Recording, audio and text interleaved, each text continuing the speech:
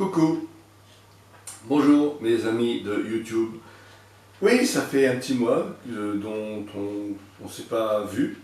Et là, j'espère que vous allez aimer un petit peu ce dont je vais vous parler aujourd'hui.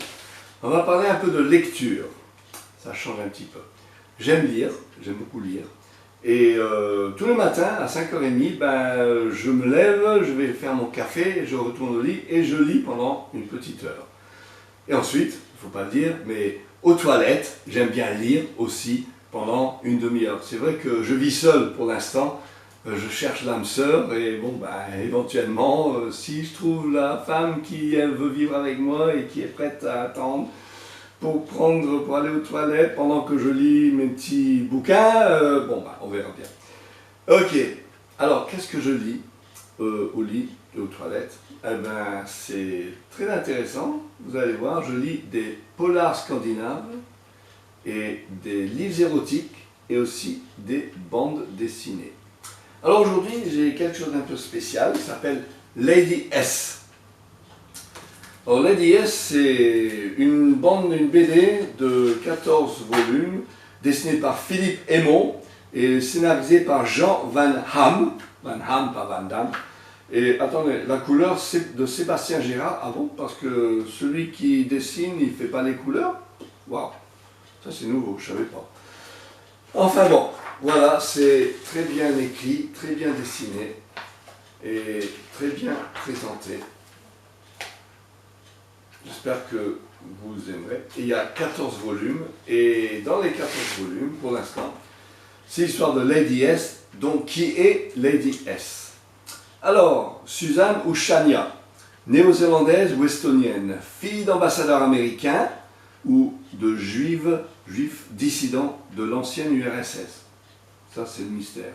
Enfant perdu ou voleuse à petite semaine, victime de chantage ou espionne de haut vol. Vous allez tout découvrir dans les 14 volumes, je recommande très chaudement Lady S. C'est quelque chose de fabuleux. Voilà. Alors, en dehors de ça, de quoi je vais parler très vite? Des polars scandinaves. Et les polars scandinaves ont vu surtout le jour grâce à Stieg Larsson et Millennium, et après sa mort, après 3 volumes et demi, le 4e a été repris par David Lagercrantz, qui en a fait 2 autres, donc il y a 6 volumes en tout, Millennium, qui est une fabuleuse série. Mais il faut savoir que les polars scandinaves, les auteurs scandinaves ont toujours été là. Ça c'est suédois, bien entendu. Mais il faut savoir, il y a toujours eu des écrivains suédois, scandinaves, hollandais, islandais, norvégiens, danois, etc. Seulement on les connaissait moins, presque pas du tout. Et c'est grâce à Millennium, avec les livres, les séries, les films, que tout à coup, d'un seul coup, on découvre les auteurs scandinaves. Et là, comme je dis, il y a des Finlandais, il y a des Hollandais, des Norvégiens, des Danois, et un Danois, c'est Jussi Adler Olsson avec ses dossiers 64, que je recommande fortement.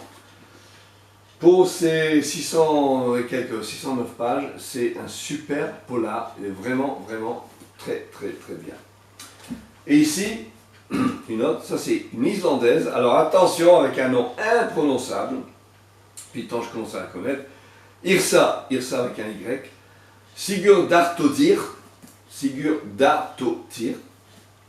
ouais, et son Bien mal acquis, un roman islandais qui est absolument, ça va vous emballer avec ses 530 et quelques pages.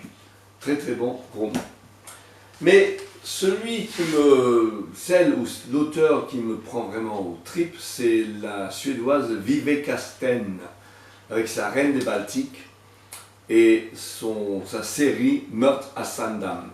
Alors Viveka Sten, c'est une ancienne juriste, enfin une ancienne avocate d'affaires, et elle se baladait un jour sur l'île de Sandam, elle a une propriété là-bas. Elle s'est dit, waouh, pourquoi j'écrirais pas quelques romans là-dessus, une histoire, Sandam, super, une petite île, là, à côté de Stockholm. Et c'est là l'inspiration est venue pour son personnage Nora Lind, qui est une avocate comme elle, et l'inspecteur Thomas Andresson. Et à deux, il résout des meurtres à Sandham. Remarquez, s'il y avait autant de meurtres à Sandham qu'il y a réellement dans la vraie vie, enfin, qu'il y avait autant dans la vraie vie, il n'y aurait plus personne à Sandham. C'est un peu comme Barnaby qui a dit une fois, qu'est-ce que c'est Barnaby? Il a dit, s'il y avait autant de meurtres dans les villages où je suis censé enquêter pendant je ne sais pas combien de saisons, il n'y aurait plus grand monde pour y habiter, parce que hein, ça en fait beaucoup. Et ben voilà, c'est Vive Casten, avec ses meurtres à Sandham, qui bien sûr, comme vous savez, est une petite série sur Arte. Excusez-moi. Pour moi, le problème, c'est que Vive Casten écrit quand même des romans de 400 et quelques pages. Et les épisodes qui durent 1h30, c'est un peu léger. Bon, je reproche rien à la télévision suédoise, ils font ce qu'ils peuvent avec les moyens du bord. Mais ça aurait été bien d'avoir 2-3 épisodes pour un seul bouquin, et non pas un épisode par bouquin, comme ça, bon, ça rentre un peu plus dans les détails, et on voit des choses, on rentre plus dans l'histoire, comme je dis. Et bon, c'est dommage que ce soit un petit peu court, comme ça. Voilà, c'est Meurtre à Sandham. Maintenant, excusez-moi, j'ai découvert une chose très intéressante, parce que je suis toujours sur... Ah, attendez, on va prendre un petit peu d'eau ici, parce que la gorge est un peu sèche. Eh oui, je suis humain, hein, je suis comme tout le monde, j'ai besoin un petit peu d'eau dans la gorge. Bon, je sais, je fume des cigares, je bois un peu de bière le soir, enfin bon, c'est pas le propos. J'ai découvert des choses très intéressantes sur la Suède. Saviez-vous que la Suède, c'est le pays au monde où il y a le plus grand nombre d'îles? En Suède, il y a, en 2013, au dernier compte, il y avait 221 800 îlots. La plupart non habitées, c'est peut-être des rochers, etc. Mais c'est quand même un sacré... On aurait cru peut-être les Bahamas ou les Galapagos ou ailleurs. Non, c'est la Suède. Et Stockholm seul est sur 14 îles. Et Sandham, c'est une grande île juste à l'extérieur de Stockholm. Donc, voilà pour les îles de Stockholm. Et Meurtre à Sandham. Cela dit, j'adore aussi Camilla Läckberg avec sa Cage dorée, qui est un super roman, polar aussi, et intriguant et aussi très marrant. C'est assez drôle. Et je viens aussi au Testament de Nobel de Lisa Marklund. Bon, ça c'est le roman Testament de Nobel, mais Lisa Marklund a aussi donné naissance à une autre petite série qu'on retrouve sur Arte qui s'appelle Les Enquêtes d'Annika. C'est les enquêtes de la journaliste Annika Bengtsson. Et bien sûr, comme Lisa Marklund, qui est aussi journaliste, entre autres, Anissa Bengtsson fait des enquêtes criminelles sur des meurtres, etc. dans chaque épisode, qui dure, je crois que ça dure à peu près 2 heures. C'est un peu plus long que les meurtres à Sandham, ça dure à peu près 2 heures ou 2 heures et quelques, quelque chose comme ça. Et les épisodes sont aussi très bien. Malgré, comme je dis, là aussi on a 500 pages d'écriture, mais ils sont très bien faits et ils s'appellent les enquêtes d'Annika, et c'est Annika Bengtsson, écrite par Lisa Marklund, que je recommande très chaleureusement. Voilà pour les polars scandinaves. Maintenant on va parler un petit peu de livres érotiques. Alors avant tout, je veux quand même mentionner E.L. James. Tout le monde connaît Erika Leonard James, née Mitchell, et ses 50 nuances de Grey. Là, je ne l'ai pas. Là, j'ai son tout dernier roman, qui s'appelle Monsieur, que je recommande très chaleureusement. Il y a beaucoup de sexe là-dedans, parce qu'on parle de romans érotiques. Hein. Et bien sûr, tout le monde sait que les nuances de Grey, c'est très BDSM, très... mais c'est un truc parmi d'autres, question érotique. J'aimerais vous présenter Audrey Carlan. Audrey Carlan, c'est Calendar Girl, qui est 12 volumes de 150 pages à peu près. Enfin, quand moi je les ai achetés aujourd'hui, vous pouvez voir les 12 volumes sur 4 livres, je crois, les 12 livres sur 4 volumes, je crois, d'à peu près 3 ou 4 livres par volume. Quand je les ai achetés en premier en 2015, eh bien, il fallait attendre 1 an pour avoir les 12 volumes parce que chaque épisode, chaque volume parle du mois en cours. Alors, qui est Calendar Girl? Calendar Girl, c'est Mia Saunders, dont le père a été tabassé par un malfrat, à qui le père doit $1 million, et Mia Saunders va tout faire pour rembourser ce $1 million de manière qu'elle peut. Elle va voir sa tante Millie, qui s'appelle Miss Milan, et qui dirige une agence d'escorte. Alors, Mia va être photographiée, etc., et mise dans un book dont des clients vont choisir. Et elle va gagner $100 000 tous les mois pendant 12 mois. Les $1 millions ils sont remboursés après 10 mois en gros, mais il va y avoir 2 mois de plus, vous allez voir, c'est quelque chose d'absolument fantastique. Et bien sûr, chaque client sera un milliardaire et autres, et elle va découvrir l'amour de vrai, avec son premier client d'ailleurs, qu'elle va quitter, revenir, etc. Et elle va se découvrir un frère qu'elle ne connaissait pas, qui est aussi milliardaire, et toutes sortes de choses, d'anecdotes vont se produire, se passer pendant ces 12 volumes, pour que tout soit dévoilé à la fin. Vous verrez, c'est quelque chose de fascinant, avec toutes sortes de commentaires, d'explications sexuelles, très sensuelles, très sexuelles, et très érotiques. En plus de ça, c'est une motarde. Elle conduit une Suzuki GSX R600 et sa moto s'appelle Suzy. C'est pas étonnant. Voilà, ça c'est pour Calendar Girl. Alors j'ai aussi Alexia Joffrey avec Mutine, qui est un super roman de 340 pages qui vaut le coup d'être lu. Ainsi que, attendez, oui, ainsi que Fleur Hannah avec l'assistant. Et je voulais très vite vous parler aussi d'une écrivaine qui s'appelle Sierra Kincaid. Voilà, Sierra Kincaid. Alors c'est manipulation, diversion et confession. Voilà. Je crois que c'est dans ce sens-là qu'on les montre. Alors, c'est l'histoire d'une masseuse qui va tomber amoureuse d'un garde du corps de malfrat.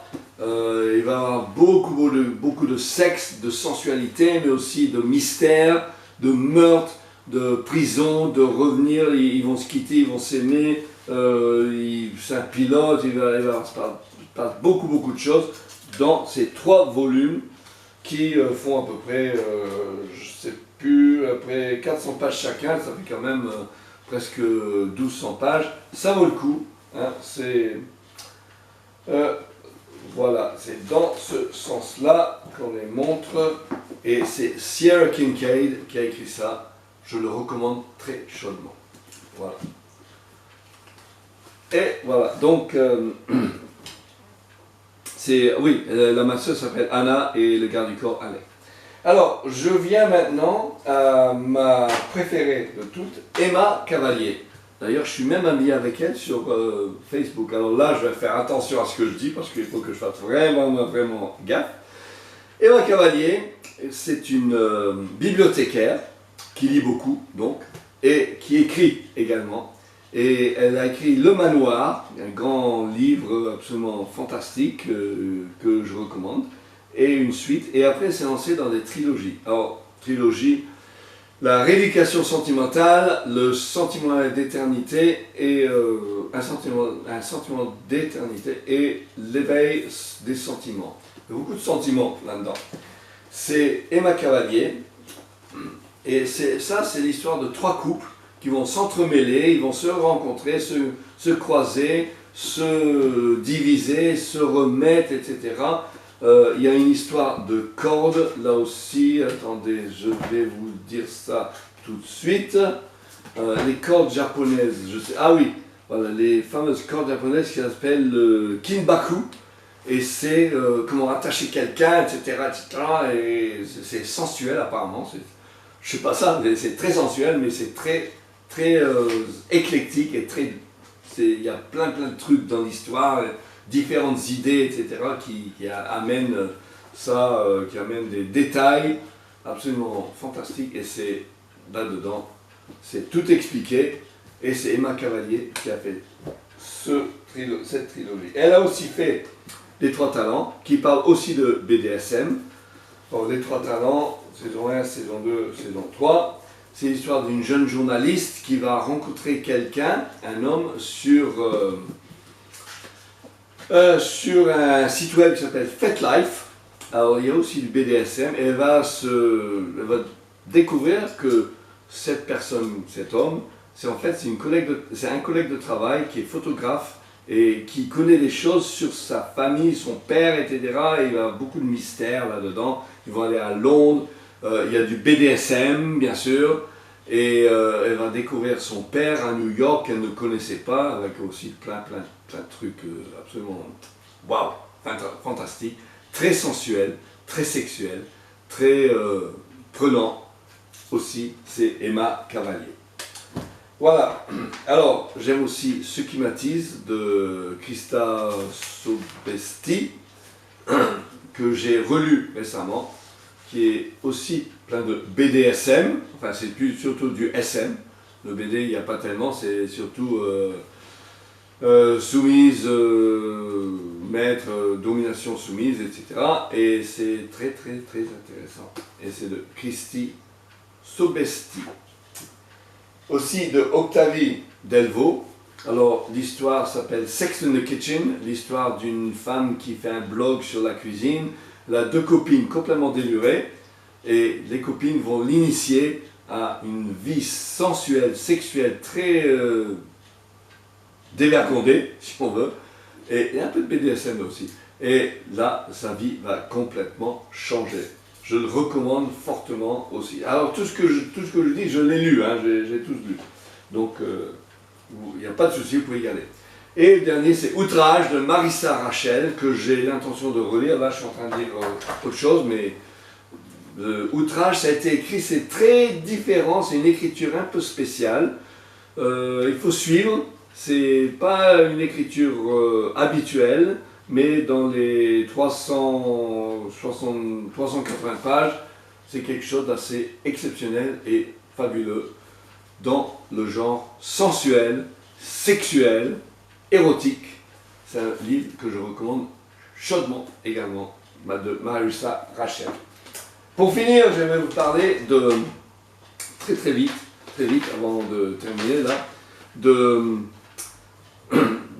Diablo Cody. Alors, Diablo Cody, c'est une scénariste, productrice, blogueuse, écrivaine américaine qui, il y a quelques années, dans les années 2000 et quelques, a écrit un ouvrage qui s'appelle Jennifer's Body, avec Megan Fox et Amanda Seyfried.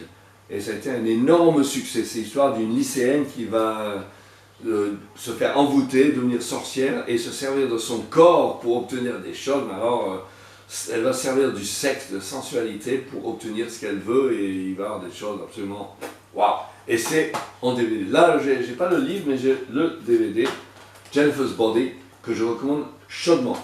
Et Diablo Cody, il faut savoir, de son vrai nom Brooke Busey Hunt, avait commencé sa vie professionnelle comme stripteaseuse dans des peep shows, tout en travaillant dans un petit canard alternatif à Minneapolis et aussi comme blogueuse. Et elle a gravi les échelons, devenue scénariste, productrice. Aujourd'hui, c'est une grande dame d'Hollywood et je recommande très fortement les œuvres de Diablo Cody. Voilà, c'est tout pour cette fois, mes amis. Je vous remercie. Alors, j'aimerais juste préciser que tout ce que je vous ai montré, ce sont mes choix personnels.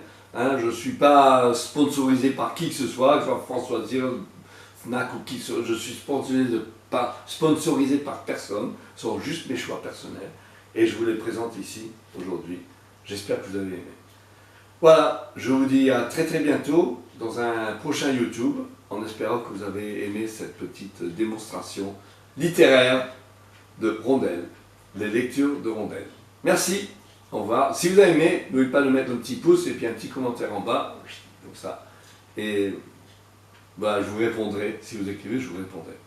Voilà, à très bientôt, merci et bye bye.